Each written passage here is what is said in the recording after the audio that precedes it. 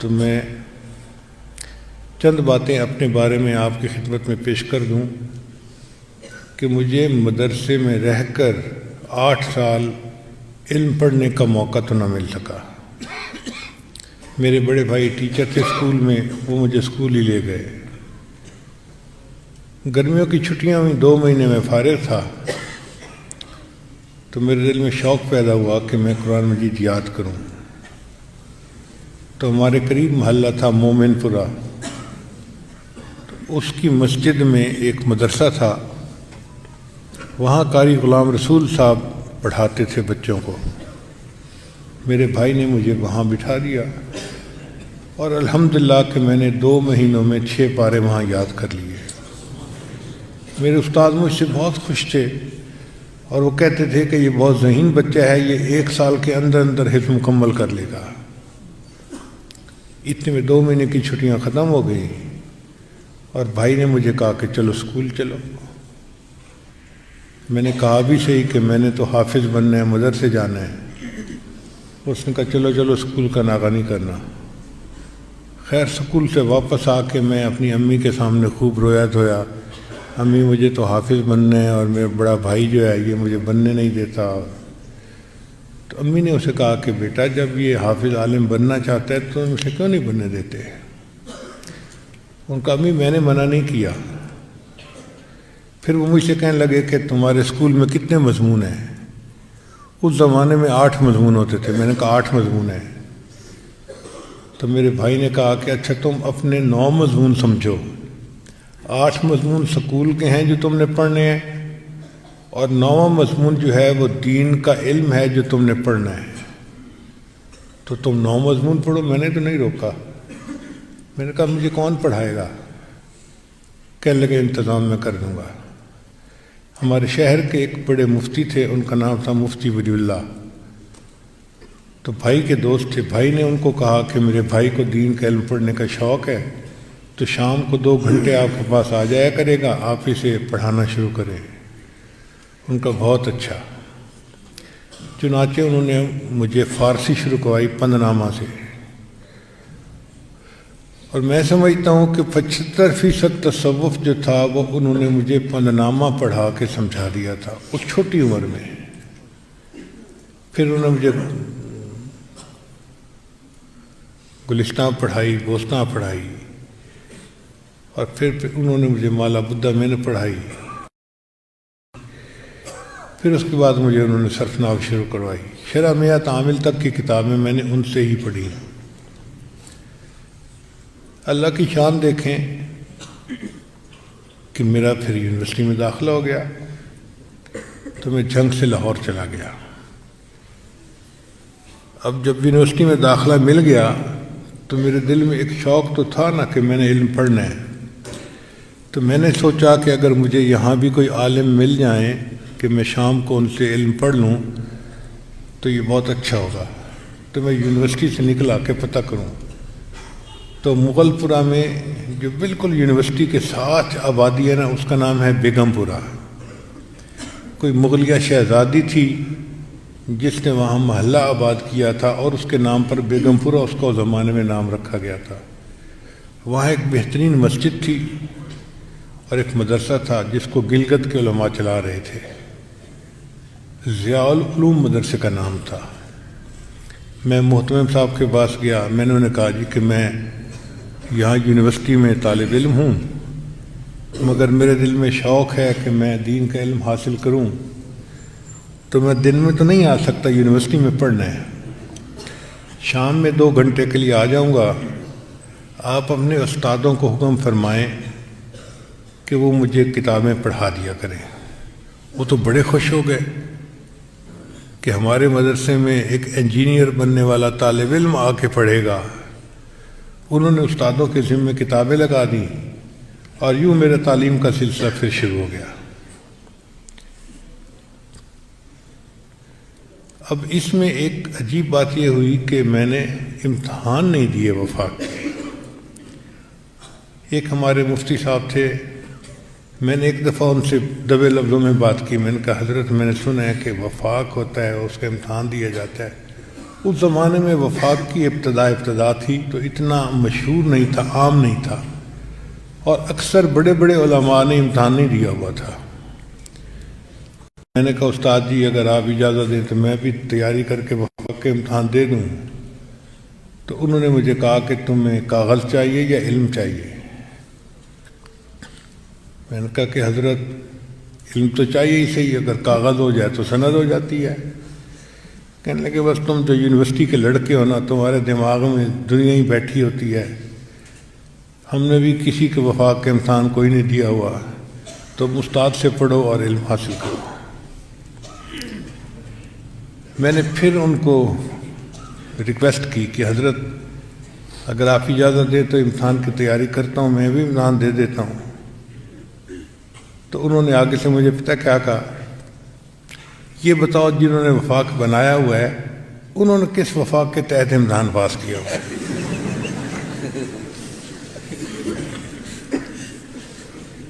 پھر انہوں نے مجھ سے پوچھا کہ تمہارے پیر صاحب نے کس وفاق کے امتحان پاس کیا؟ تو میرے پیر صاحب تو بڑے عالم تھے مگر انہوں نے کوئی امتحان تو ایسا نہیں پاس کیا تھا۔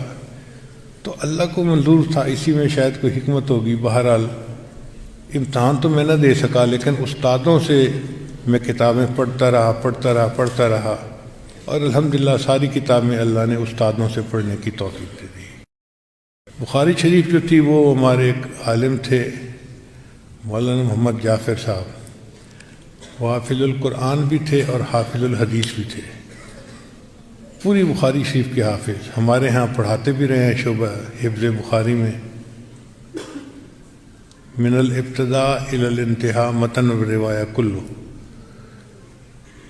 تو ان سے میں نے پڑھی۔ ویسے میرے استاد جو ہے نا زندگی کے وہ ہیں ہمارے شیخ الحدیث حضرت مولانا حبیب اللہ صاحب دامت برکاتہم، وہ ہمارے شیخ الحدیث بھی ہیں، میرے اور میرے بچوں کے استاد بھی ہیں۔ میں کہیں بھی دنیا میں ہوتا ہوں اور کوئی مسئلہ پیش آتا ہے تو میں ان کو فوراً فون کرتا ہوں اور ان سے پوچھتا ہوں کہ استاد جی اس میں کیا کرنا ہے، وہ جو بتاتے ہیں میں اس کے مطابق کرتا ہوں۔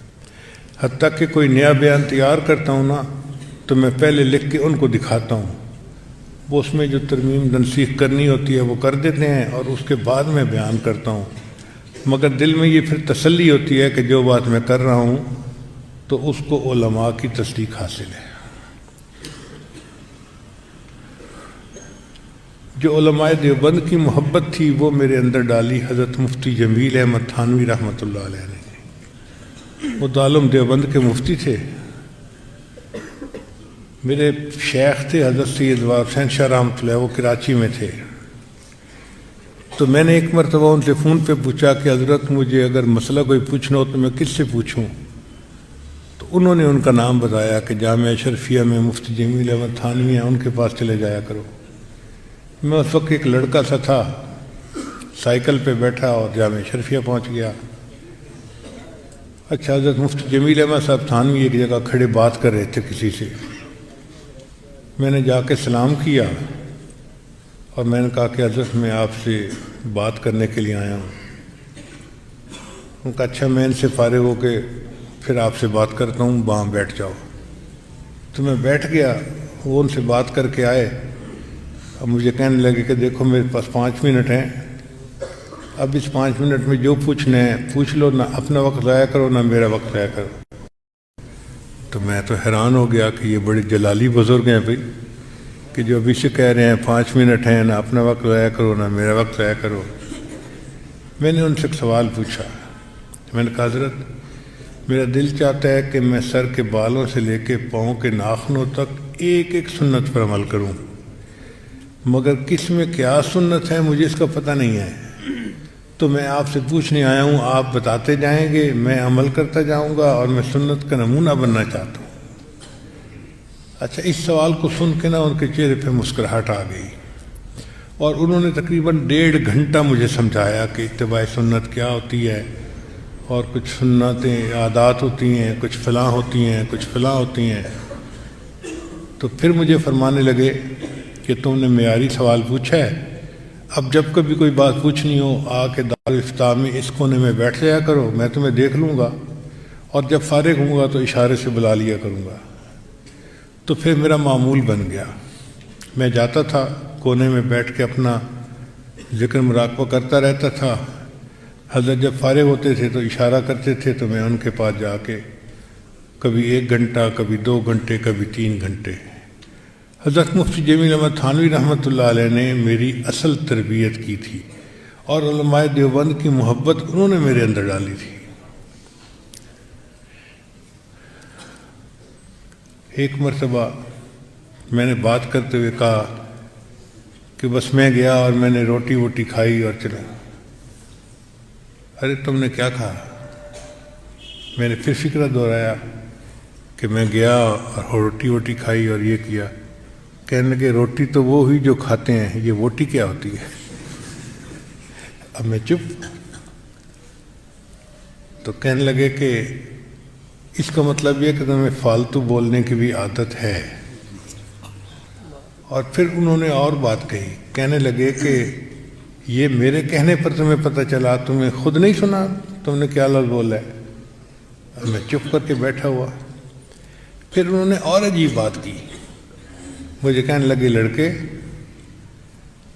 تمہارے کان تمہارے منہ سے اتنا قریب ہیں، اگر منہ سے نکلی بات تمہارے اپنے کان نہیں سن رہے تو جن کے سامنے تم کبھی تقریر کرو گے ان کے کان تو بہت دور ہوتے ہیں، وہ تمہاری بات کیا سنیں گے؟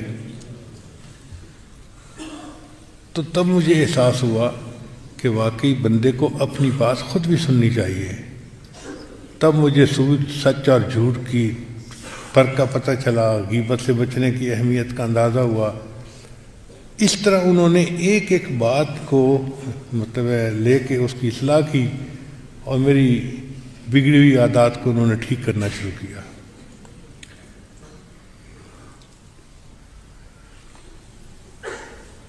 حدیث کی سند کو عالی کرنے کے لیے اللہ نے مجھے چند مواقع عطا فرمائے جو اللہ تعالیٰ کا احسان ہے۔ ایک موقع تو مجھے ملا جب میں نے 2011 ہے شاید یا کیا، دارالعلوم دیوبند میری حاضری ہوئی، تو وہاں پر حضرت مولانا محمد سالم قاسمی رحمۃ اللہ علیہ، جو حضرت قاری محمد طیب رحمۃ اللہ کے فرزند ارجمند تھے اور دارالعلوم دیوبند کے وہ محتمم تھے، بعد میں انہوں نے اپنا الگ دارالعلوم دیوبند وقف کے نام سے مدرسہ بنا لیا۔ تو انہوں نے گھر دعوت دی، میں اپنے بچوں کو ساتھ لے کے گیا تھا، حبیب اللہ سیف اللہ کو۔ ہم نے کھانا کھایا تو مجھے فرمان لگے پیر صاحب ادھر آئے۔ اللہ کی عجیب شان ہے کہ دیوبند کے جتنے بھی حضرات ہیں وہ اس عاجز کو پیر صاحب کے نام سے پکارتے ہیں اور پہچان رکھتے ہیں۔ کوئی بھی جا کے کہتے ہیں پیر صاحب نے یہ کہا تو وہ فوراً سمجھ لیتے ہیں کہ یہی بندہ ہوگا۔ تو مجھے فرمان لگے پیر صاحب ادھر آئے۔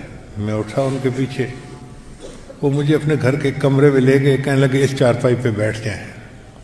میں بیٹھ گیا۔ پیر صاحب آپ کو پتہ ہے میں نے آپ کو یہاں کیوں بٹھایا ہے؟ تو میں نے آگے مذاق میں جواب دیا، میں نے کہا حضرت میں ان پیروں میں سے نہیں ہوں جن کی بلیاں بھی علم غیب جانتی ہیں، تو مجھے تو کچھ پتہ نہیں ہے۔ تو کہنے لگے کہ میں نے آپ کو اس لیے یہاں بٹھایا ہے کہ یہ کمرہ ہے حضرت مولانا قاسم نانوتوی رحمۃ اللہ علیہ کا، اور یہ چارپائی ان کی چارپائی ہے۔ تو میں آپ کو حدیث کی اجازت دینا چاہتا تھا، مگر میں نے سوچا کہ اس چارپائی پر بٹھا کر میں آپ کو حدیث کی اجازت دوں۔ تو انہوں نے حدیث کی اجازت دی۔ ان کی سند چونکہ عالی تھی تو ہمیں اللہ تعالیٰ نے ایک موقع دے دیا سند کو عالی کرنے کا۔ ایک دوسرا موقع بھی عجیب بنا۔ حج کے بعد کا وقت تھا، عصر کی نماز میں نے حرم شریف میں ادا کی، تو میں نے دیکھا کہ بہت پتلے دبلے سے بزرگ ہیں، بہت ہی ہڈیوں کا ڈھانچہ۔ تو ان کے گرد آ کے کچھ طلباء نے بیٹھنا شروع کر دیا۔ اب ان طلباء نے سرخ رومال باندھے ہوئے تھے سر پہ، اور ان کے پاس حدیث کی کتابیں تھیں۔ جو لوگ مدرسے میں پڑھتے ہیں وہ ایک نظر سے پہچان لیتے ہیں کہ یہ سکول کی کالج کی کتابیں مدرسے کی کتابیں ہیں۔ ان کے یعنی ضخامت سے اور سائز سے ہی پتہ چل جاتا ہے کہ یہ کتابیں کون سی ہیں۔ تو میں نے جب دیکھا کہ یہ سب طلباء آ کے بیٹھ رہے ہیں تو میں تھوڑا قریب ہوا۔ ان میں سے ایک طالب علم نے حدیث مبارکہ پڑھنی شروع کی، باب کیف کان بدء الوحی الی رسول اللہ صلی اللہ علیہ وسلم۔ مجھے اندازہ ہو گیا کہ بخاری شریف کی پہلی حدیث مبارکہ پڑھی جا رہی ہے۔ پھر اس کے بعد ان بزرگوں نے سب طلباء کو حدیث کی اجازت دی۔ اب مجھے اور دل میں تجسس ہوا کہ یہ کون بزرگ ہیں جو حرم شریف کے اندر بیٹھ کے حدیث کی اجازت دے رہے ہیں۔ تو ایک نوجوان ان کا خادم تھا، میں نے اس خادم سے پوچھا کہ یہ کون ہے؟ ان کا جی یہ ہے مولانا احمد علی، ہیں انڈیا کے، مگر ان کی حدیث کی نسبت بہت عالی ہے اور ان کی زندگی یو کے میں گزری ہے اور ابھی بھی یو کے سے حج کرنے کے لیے آئے ہیں۔ اور یہاں کے طلباء کو جب پتہ چلا کہ ان کی حدیث کی نسبت اتنی عالی ہے تو عرب طلباء بھی ان کے پاس آ کے حدیث کی اجازت لے رہے ہیں۔ تو میں نے اس سے کہا کہ بھئی کیا مجھے بھی حدیث کی اجازت مل سکتی ہے؟ تو وہ خادم پوچھتے ہیں آپ کا نام کیا ہے؟ میں نے کہا میرا نام ہے ذوالفقار احمد نقشبندی۔ اللہ کی شان دیکھیں جی کہ اس نے یہ نام سنا تو وہیں سے بیٹھ کے اونچا اونچا حضرت حضرت۔ اب مجھے بھی برا لگا کہ حرم میں اس طرح اونچا تو کوئی نہیں پکارتا کسی کو، اور کئی نمازی بیٹھے ہوئے تھے اور یہ حضرت حضرت کہہ رہا تھا۔ تو انہوں نے اشارے سے اس سے پوچھا کہ مسئلہ کیا ہے؟ حضرت آپ نے جو مجھے چلتے ہوئے کہا تھا نا کہ ان سے اگر کہیں ملاقات ہو جائے تو میری ملاقات کروا دینا۔ حضرت ذوالفقار احمد نقشبندی یہ بیٹھے ہوئے ہیں۔ اچھا، یہ نام سن کے وہ بزرگ کھڑے ہو گئے تو میں بھی کھڑا ہوا، قریب گیا، سلام کیا، میں نے ان کے ماتھے کا بوسہ لیا۔ میں نے کہا کہ حضرت اتنے طالب علموں کو آپ نے حدیث کی اجازت دی ہے، میں بھی ایک طالب علم ہوں تو مجھے بھی اجازت آپ فرما دیں۔ وہ فرمانے لگے کہ دیکھو جب میں حج کے لیے چلنے لگا تھا تو اس وقت میں نے نیت کی تھی کہ اگر میری آپ سے ملاقات ہوئی تو میں آپ کے ساتھ مل کر توبہ کے کلمات پڑھوں گا۔ چونکہ میری نیت پہلے کی تھی اس لیے پہلے مجھے آپ توبہ کے کلمات پڑھائیں، پھر میں آپ کو حدیث کی اجازت دوں گا۔ چنانچہ وہیں حرم میں بیٹھ کے میں نے ان کے ساتھ مل کے توبہ کے کلمات پڑھے اور پھر انہوں نے مجھے حدیث کی اجازت عطا فرما دی۔ جب وہ حدیث کی اجازت لکھی ہوئی ہم نے پڑھی تو حضرت مولانا فضل الرحمان گنج مراد آبادی رحمۃ اللہ علیہ کی وساطت سے ان کی حدیث کی نسبت واقعی عالی تھی، بہت کم واسطوں سے وہ حضرت شاہ ولی اللہ سے ملتی تھی۔ اچھا، میں نے ان سے کویسچن بھی کیا، حضرت آپ کی جو توبہ کے کلمات مل کے پڑھنے اس کی اہمیت کیوں اتنی جتلا رہے ہیں؟ کہنے لگے قرآن پڑھا ہے؟ ان کا جی پڑھا ہے۔ کہنے لگے اللہ تعالیٰ اپنے محبوب کے بارے میں فرماتے ہیں کہ فاستقم کما امرت، اے محبوب آپ شریعت کے اوپر بالکل سیدھے چلیے، تکلے کی طرح سیدھے رہیے۔ ومن تاب معک، اور جو آپ کے ساتھ مل کر توبہ طائب ہوئے وہ بھی سیدھے۔ فرمایا کہ صحابہ کی بہت صفات تھیں، اللہ کسی اور صفت کا تذکرہ فرما سکتے تھے لیکن اللہ نے قرآن مجید میں خاص طور پہ مینشن کیا کہ آپ بھی اس پر عمل کیجئے اور جنہوں نے آپ کے ساتھ مل کر توبہ کے کلمات پڑھے وہ بھی اس پر عمل کریں۔ تو اس آیت سے پتہ چلتا ہے کہ یہ توبہ کے کلمات کسی کے ساتھ مل کر پڑھنا برکت کا باعث ہوتا ہے، اس لیے میرا شوق تھا کہ میں توبہ کے کلمات مل کے پڑھوں۔ یہ انہوں نے اس وقت یہ تفصیل بتائی۔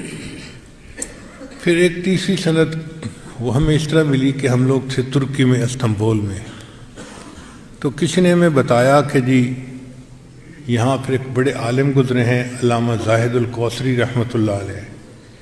یہ ایسے عالم تھے کہ عرب لوگ بھی ان کے علم کی علمیت کو مانتے تھے اور انہوں نے احناف کے اوپر بڑی کتابیں لکھی ہیں، بلکہ وکیل احناف سمجھے جاتے ہیں۔ ان کے ایک آخری شاگرد وہ وہاں پہ موجود تھے استنبول میں۔ تو مجھے کسی نے کہا جی کہ ملک کے صدر نے ان کو نابغہ اثر ہستیوں میں شامل کر لیا ہے اور کہا ہے کہ ان کی جان کی حفاظت کرنا حکومت کی ذمہ داری ہے۔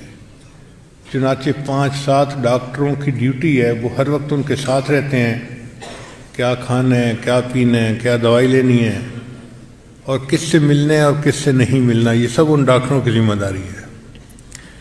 وہ روزانہ کی نمازیں تو گھر میں جماعت کے ساتھ پڑھتے ہیں، جمعے کی نماز کے لیے مسجد میں آتے ہیں۔ تو ہمارے دل میں شوق پیدا ہوا کہ بھئی اگر جمعہ کے دن ان کی زیارت ہو جائے تو بہت اچھا ہے۔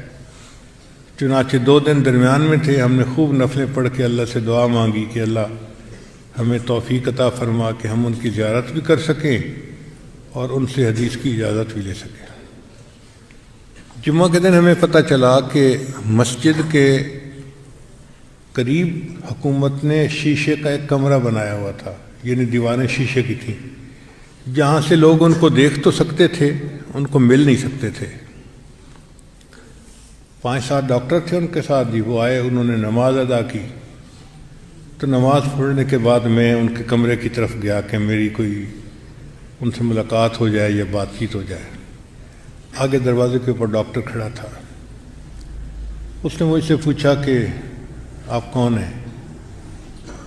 میں نے اپنا نام بتایا اور میں نے کہا کہ میں ایک طالب علم ہوں، پاکستان سے آیا ہوں اور میں حضرت سے ملنا چاہتا ہوں۔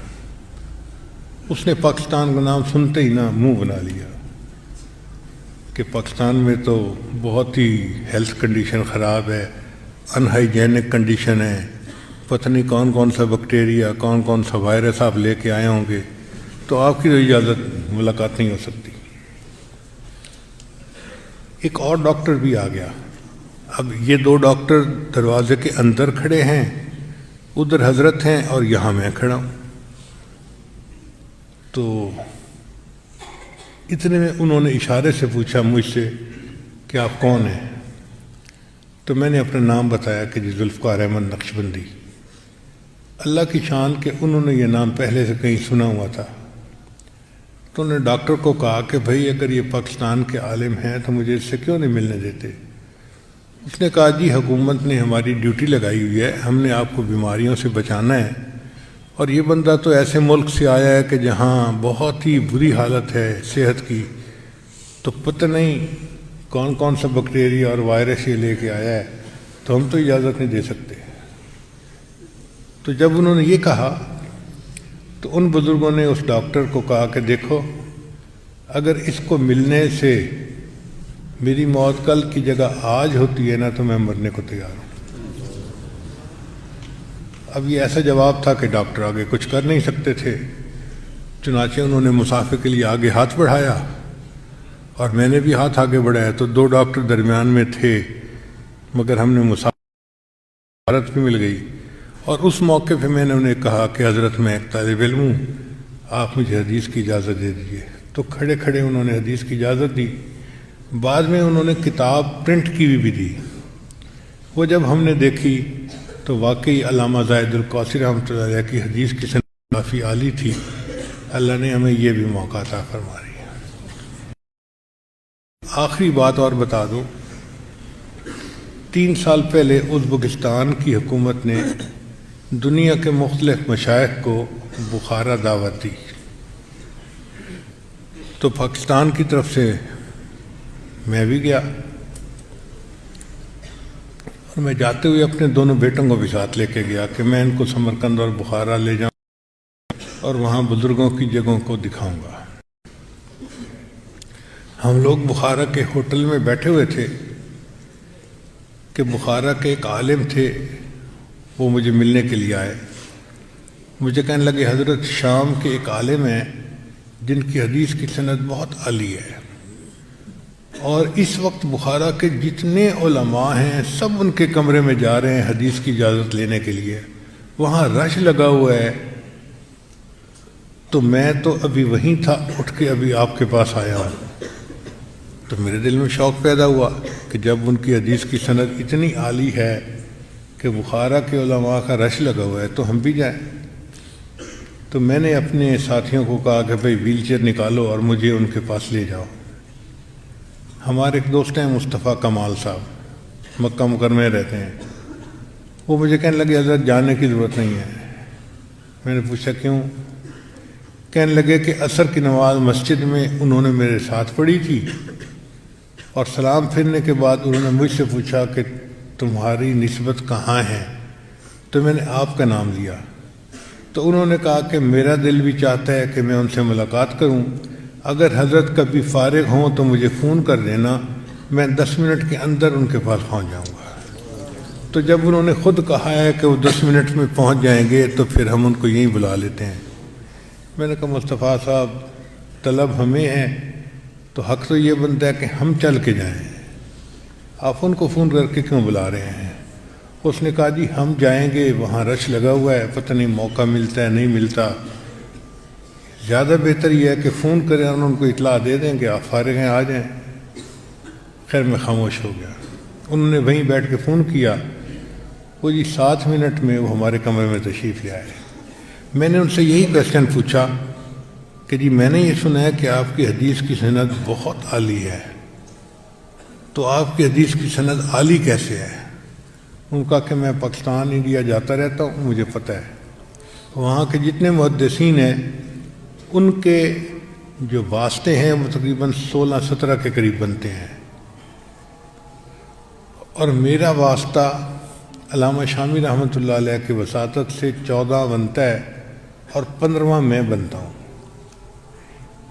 تو جتنے لوگ بھی اتنی عالی سند والے تھے وہ شام کے حالات کی وجہ سے سب شہید ہو گئے۔ اب میں آخری سنی عالم ہوں جو اس وقت زندہ ہوں اور اللہ نے یہ سعادت مجھے عطا کی ہے۔ خیر انہوں نے بھی ہمیں یہ حدیث کی اجازت دی، پھر انہوں نے لکھا ہوا پرنٹ کیا ہوا اپنی کتاب ہمیں دی، تو اس سے ہمیں اندازہ ہوا کہ ان کا تعلق تھا ڈاکٹر عبداللطیف فرفور سے۔ مفتی حضرات جو ہدایہ پڑھتے رہتے ہیں ان کو اندازہ ہے ڈاکٹر عبداللطیف فرفور نے ہدایہ کے اوپر بہت اعلیٰ کام کیا ہے، تو ان کی وساطت سے ان کو علامہ شامی رحمۃ اللہ کے ذریعے سے کم واسطوں سے نبی علیہ السلام کے ساتھ ایک نسبت حاصل تھی، تو انہوں نے بھی حدیث کی اجازت فرما دی۔ بہرحال یہ ساری جو تفصیل آپ کی خدمت میں عرض کر دی یہ صرف اس لیے تھی کہ بتانا یہ مقصد تھا کہ ہم نے استادوں سے پڑھا ہے اور ہمیں ان استادوں سے اجازت حاصل ہے، ورنہ یہ جو غیر مقلد ہوتے ہیں نا یہ بیچارے ٹپکے کے عام ہوتے ہیں۔ عام جو ہوتا ہے نا یہ اپنی نسل کے نام سے بکتا ہے، یہ سندھڑی ہے، یہ انور لٹول ہے، یہ فلاں ہے، یہ فلاں ہے، اور پیٹی کے اوپر بھی نام لکھا ہوتا ہے کہ یہ فلاں نسل کے عام ہیں۔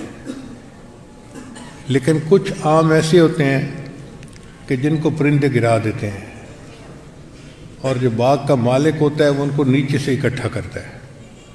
اب جب نیچے سے اکٹھا کرتا ہے تو ان کی نسل کا پتہ نہیں ہوتا، لہذا وہ ان کو پیٹی میں ڈال کے اوپر لکھ دیتا ہے یہ ٹپکے کے عام ہیں۔ ٹپکے کے عام کا مطلب یہ ہوتا ہے کہ ہمیں ان کی نسل کا نہیں پتہ۔ تو اس لیے میں نے یہ تفصیل عرض کر دی کہ ہم ٹپکے کے عام نہیں ہیں، الحمدللہ جن اساتذہ سے ہم نے پڑھا ہے ہم ان کا نام بھی بتا سکتے ہیں اور ان کے حالات بھی بتا سکتے ہیں، اور ہماری حدیث کی سند ان بزرگوں کے واسطے سے الحمدللہ نبی علیہ السلام تک پہنچتی ہے۔ بہرحال جتنے علماء یہاں موجود ہیں، یا بخاری شریف کے طلباء ہیں یا مشکات شریف کے طلباء ہیں، ان سب حضرات کو اس عاجز کی طرف سے حدیث مبارک کی خدمت آگے کرنے کی اجازت ہے۔ اللہ تعالیٰ ہمیں تقوی و طہارت کے ساتھ دین کی خدمت کے لیے قبول فرمائے۔ وآخر دعوانا ان الحمد للہ رب العالمین۔